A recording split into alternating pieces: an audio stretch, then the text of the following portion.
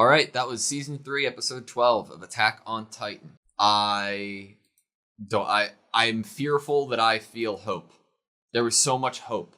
It's a great end, though. It's a good wrap up. Oh my god! Because we are wrapping up with that hopeful feeling. We're about to embark on this mission that we've been waiting for since episode 1, basically. And I think that's a really great ending to this part 1 of season 3. Part 1 season? I'm not really sure what it is. In a really weird way, it feels like this was like the end of the show. Because of how many things they bookended here, and like how many themes and everything they brought back. It was like it really felt like its own like season 1 episode 1 to season 3 episode 12 was its own book. I always appreciate when seasons wrap up where, in a way that if they never got another season, you would still feel satisfied by the chapter end. Yeah. Like I just feel like I've seen so many shows where it doesn't end in a way that makes you feel like you can just take a breath and be like, oh, that was good. Yeah. And it makes you just like, you need that next thing really, really bad. Like, obviously, I still feel like it's almost like it made me still really want to see the next thing, but it didn't hurt. The ending didn't hurt. I agree. No, I completely agree. I'm kind of like just lost in my mind at what's gonna happen. The last thing we saw here was Reiner and Bert on top of a wall, which is interesting because it's like the plan was to wait for Eren at the basement. Maybe they're like level 1 before they get to get to the basement. Like a video game. It seems like Reiner has a scuff mark or scrape on his cheek, which makes me wonder, are we seeing kind of directly after? Was it a couple episodes ago that we saw the ending of a fight with the Beast Titan? Yeah. I'm wondering if this scene is right after that or what. It seems like the Beast Titan has left now, and I like your hypothesis that maybe they are there to stop this, and the Beast Titan's not necessarily involved at this level yet. I guess, like going from the top, we had talk about the syringe, and then it was given to Levi. The line was technology far superior, which now puts me back on the boat of it's another civilization that's just way more advanced. It was after she said technology that was superior to theirs, but she said what we have now. Yeah, correct. Which I really liked that phrasing because it opens up, not only is it possibly a different group of people, but a different time, like way earlier. Like, how is it that the people that many years ago, before the memory swipe, what was their society like? If they were that technologically advanced that the current humans can't even fathom, like, I really want to see what it's like. It's not like it's going to be robots or anything, but we don't know that.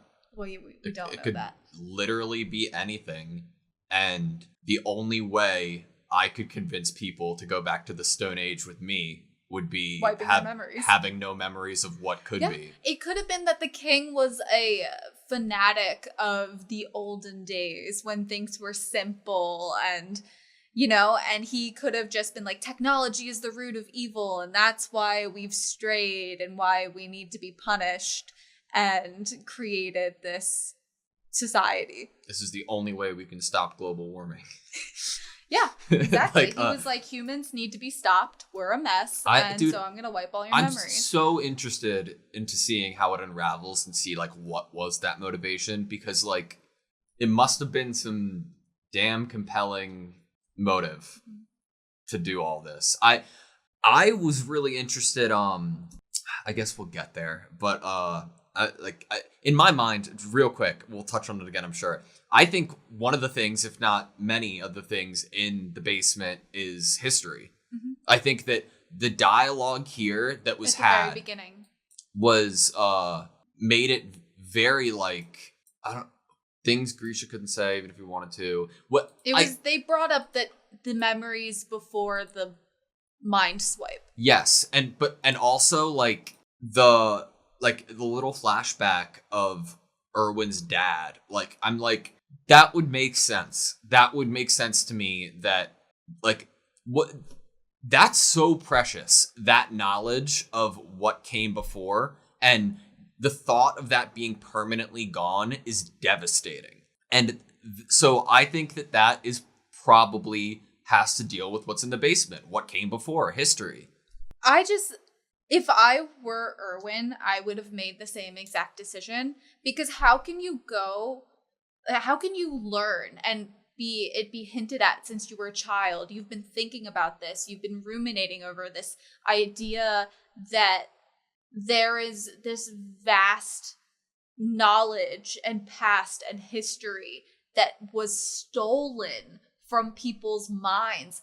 That's like the ultimate treasure, like an explorer would want to go get. I would want to be there, and I could totally understand that intense desire to learn what was taken. Like, why would someone take this history and these memories? Like, what was the memories? It's the pinnacle of archaeology. History? It's like, if like, it's not even that it was lost to time. It's that some person decided to not let it be remembered. Yeah. It's like when people you hear different historical contexts of people throwing away books or damaging burial sites, or there's like different times in history where things have been wiped out by people that came later. But this is different in a very interesting way. It's like I'm trying to think back to like I am so upset that I can't remember his name off the top of my head. Yuri. I'm trying to think back to like Yuri and like the whole acknowledgement, like everybody who has had that power passed on has been steadfast in the initial belief that this was the right way to go about things. Mm-hmm. And we obviously don't know if it's like an actual like mind control, like forcing the person to do it this way, or if people knew what their initial reason was for doing it. But there's just so much information that we have right now. Like what? Well, the founding titans, the people like Yuri and Frida, I tend to lean closer to the feeling of being kind of above it all. Like you're looking down at the timeline of the world and people's lives and past and future. And that like the word God was used to describe them, and they described themselves that way. Their family especially described them that way. And it fits that they wouldn't touch and they wouldn't interfere with the course of the future or fate, because they are above it now. They aren't even living in the day-to-day life anymore. But that comes with the knowledge that Yuri had of something inevitably, the world inevitably crumbling, which would make me feel like he isn't a god. The world as they know it. Yeah. If you see timelines spanning forever of societies building and falling and building and falling, who are you to step in and stop kind of the course of history? History repeats itself. No, you're right.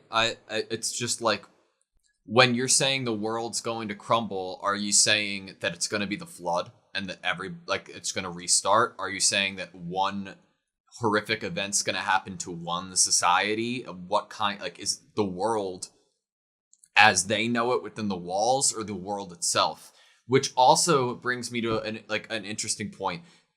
The technology far superior, right? Mm-hmm. If Yuri was called a god, no? If who's the real god if this power was manufactured in a lab? Is it the person making this power? Is this something in the world inherently, and it has always been a thing in this world? Or is this something that one person made, this ultimate power, and everything else is derived from it? Huh. You know, like, is this, like, that, the greatest Titan power, the founding to control Titans or turn other people into Titans, whatever.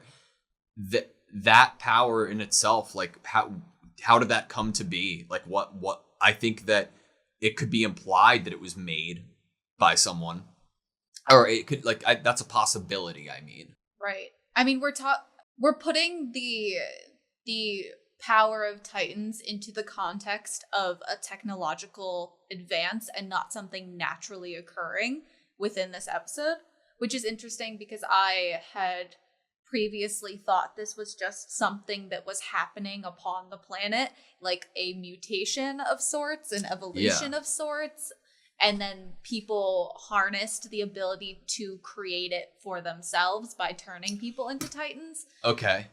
So you're a scientist, right? You're making, I don't know what for, but maybe it's for like the perfect heal-all drug. Maybe it's something, because obviously people who can turn have like the ability to self-heal wounds, right? Mm-hmm. You're trying to invent this thing, and you've had one success more so than any other one. And you need that one success to continue to like look at under a microscope to be able to replicate it and continue making this wonder drug, right? The right way. And like to make this wonder drug the right way. And then somebody steals that from you and takes it away. So you're left in a lab trying to recreate this wonder, like the perfect wonder drug, but you can't do it the same way. You don't have that original OG perfect mix. So in exchange, you're just making flawed versions of that would turn people into just monstrous beings like Titans. Another way to look at it, which we've used as a possibility before, is that one society created this as a warlike method against another society. And what if a scientist created this for the hope of rejuvenation and reviving people and keeping people alive longer, and the government was like, but how else could we use this? And they realized they could use it as a punishment. Mm-hmm. And the only way to stop that would be taking away that, I don't know, the perfect one, the like one that all the clones stem from, basically. I want to go back to when we were talking about why Yuri would not have interfered or changed things. And when we were talking about that, I wrote it down so I wouldn't forget. It made me think back to what the Beast Titan first said. He said this society wasn't ready yet. And what if Yuri wasn't interfering because he was waiting for society to get to the point of whatever was inevitably supposed to happen? Yeah. And so it's like maybe the Beast Titan is also waiting for this thing to happen. His line was not yet, eh? Like, I think that is a very good point, because it leads back to our theories about Yuri being an oracle or having some type of ability to see the future. Right. And if that's the case, would that lend itself to there being a piece of for there being a story or writing on the wall, like a prophecy, or is it something that the orangutan also has the ability to foresee? Right. Like, we can't necessarily say in this hypothesis that Frida and Yuri didn't want to help humanity. I mean, in this hypothesis, they could have seen that the time to help humanity was not in their lifetime, and that there would be a time and the perfect moment, the perfect situation where humanity would actually be saved. Yeah. And that anything they could do or try to interfere with at the moment wouldn't actually fix things or wouldn't actually aid humanity. You think, what did the orangutan hold up in his hands when he said not yet, eh? Like, what was he looking at? Remember? The ODM gear? What's the one thing presuming that we've changed based off of we're changing our weapons. Yeah. What if like this is it? Maybe he's waiting for them to actually start harnessing and using the power of Titans to the furtherment of society and technological advances. Maybe that's what started it all, right? Like, obviously we've seen how we've already used the Titans' power, not just in a way to defeat Titans, but in a way to light your own home. Yeah. Maybe if choosing to use the Titans' ability in any means is already the wrong choice, and is the precursor or to is the right choice. But like, it's the thing that leads a society to its inevitable demise, the reason that this society started in its first place, or like you said, or it's like kind of an alien situation where aliens would come to Earth hypothetically once we've gotten to a certain point to invite us into a planetary like universal You're waiting guild. for them to grow as a species. Huh. It's very interesting. Yeah. Okay. So I guess we should keep going with the episode? Or? Yeah, for sure. It just makes you wonder again, like if you and I are or could be correct in the assumption that Orangutan is related to Grisha, how does that fit in to the overarching importance of, I don't know, like it's a lot to think about. I think Grisha could still very much be related. I agree. I think Grisha could have been the first person that was meant to check on society to see if they were ready. He could have been meant to do a mission like Berthold and Reiner, where they were supposed to basically kill people and break down the walls, maybe even force society to grow. Honestly, like if this ends up being a very overarching kind of positive, it would be the force to grow. Forcing the humanity to break out of their cage and grow. Because if you think about it, these people have never seen the sea. They don't even know if it really exists. And it's a shame. They've literally been locked in this cage. They are not living their true lives. They are not going freely. They do not have freedom. And are they ready for freedom? That's like, are they going to just hide when someone opens the cage and is like, go, it's safe now? Are they going to be too scared to leave because it's their comfort zone? It's a good question. If my brother was sent to do a mission and it appears that he failed or diverted and changed plan, then I'd want to be the person to go get him. Or if my family member, not necessarily brother, right? Like it. But then that leads me to the thought of, okay, does the orangutan know about the basement? If he does, presumably because he's waiting for Aaron there, has he destroyed what's in the basement? I feel like he only knows about the basement now because of Berthold and Reiner. What's stopping him from going in? Maybe he wants them to get there and he wants them to see the truth before whatever happens. Maybe he wants them to know the truth. What, orangutan good guy?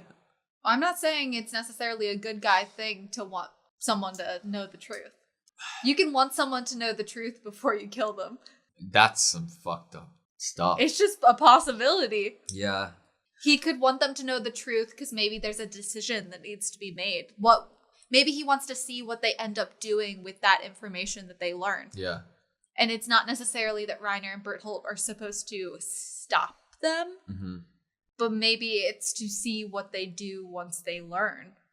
Interesting. My mind's in so many places because like you think back to like when the orangutan was first introduced and Reiner and Berthold being like, that's our only way home. And presumably because he could control titans or has what he needs to get back to that place and they couldn't do it alone. And it's like Aaron also has that parallel ability in a way. I don't know. Or maybe they were told they are not allowed to return until he tells them they are. Yeah. We had next, I guess, we had Levi being given the syringe and being given the choice of when to use it. And who to use it on, which I think is a vital line of piece of information, is who to use it on. I think it's very fair to say that if you're going into a possible dangerous situation, you don't necessarily know that the person that's going to be next to you in the heat of the moment is going to be Aaron. So what if there is a chance where Levi has to take a risk to either inject himself or someone else in order to beat Reiner and Berthold or something? In my mind, the only thing that makes sense is to use it on Aaron. I do not see. I'm trying, but I could not see any realistic. But it's not labeled. It doesn't matter. So will it do anything to him? It's not like it'll enhance it. The other thing said armor. I know. It said it would give him something. This doesn't say it's going to give him anything. I know, but I do not see any instance that it would give a substantial benefit to any character in this show or any situation to turn someone into just a regular Titan and like have them just go about trying to eat people. But I'm I'm saying. It would be in a fight with people that if they won, they would have the power to turn back and forth.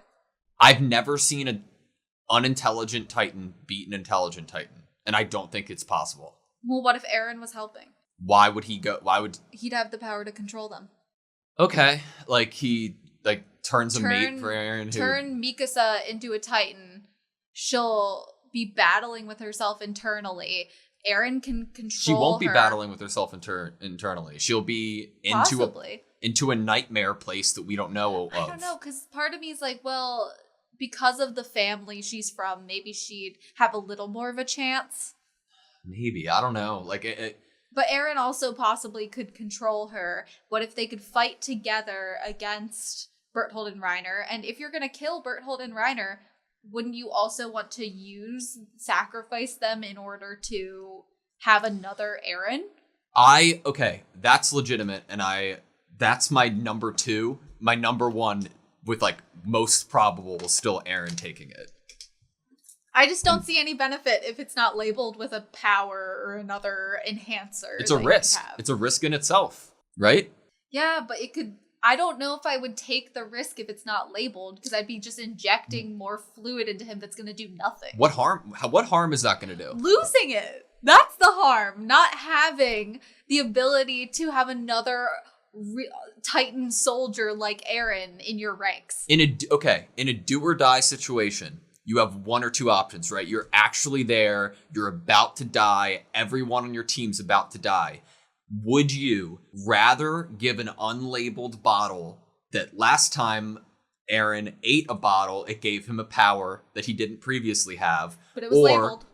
Correct. Or, and that's a risk in itself, or give it to one of your fellow humans to turn them into a plain, normal Titan.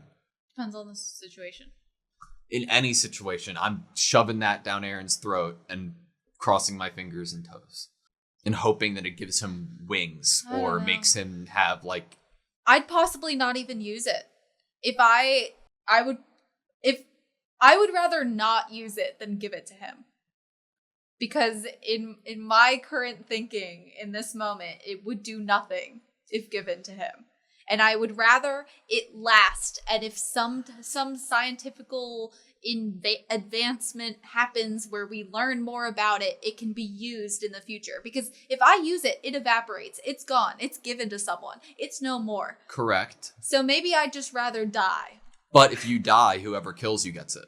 What if whoever kills me is a Titan and then I just leave it before they swallow me? It's not like they're gonna eat it.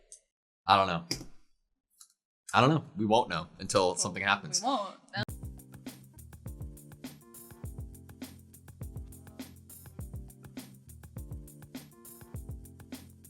If they were that technologically advanced that the current humans can't even fathom,